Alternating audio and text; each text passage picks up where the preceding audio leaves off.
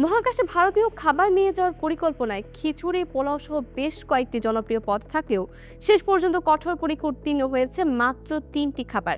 আন্তর্জাতিক মহাকাশ স্টেশন ভারতীয় মহাকাশচারী ও গ্রুপ ক্যাপ্টেন শুভাংশু শুক্লার সঙ্গে পাঠানো হয়েছিল গাজরের হালুয়া, মুগ ডালের হালুয়া এবং আমরস। ভারতের প্রতিরক্ষা গবেষণা ও উন্নয়ন সংস্থার অধীন ডিফেন্স ফুড রিসার্চ ল্যাবরেটরি মহাকাশে উপযোগী একাধিক ভারতীয় খাবার তৈরি করেছিল।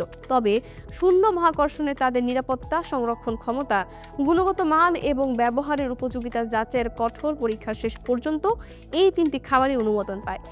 একটি পডকাস্টে শুভাংশু শুক্লা জানান, খিচুড়ি ও বিভিন্ন সবজি ভিত্তিক খাবারও তালিকায় ছিল, কিন্তু প্রয়োজনীয় সব পরীক্ষা উত্তীর্ণ হতে না পারায় সেগুলো মহাকাশে নেওয়া সম্ভব হয়নি।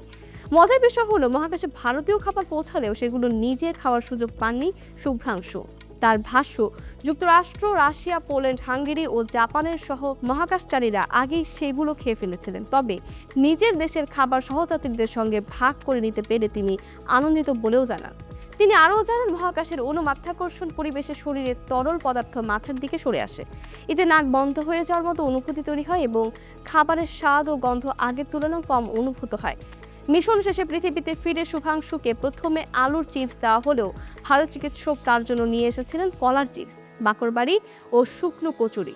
দীর্ঘ মহাকাশ যাত্রার পর নিজের দেশের স্বাদ ফিরে পেয়ে শুকনো কচুরি খেয়েই সবচেয়ে বেশি তৃপ্তি পেয়েছিলেন বলে জানান তিনি।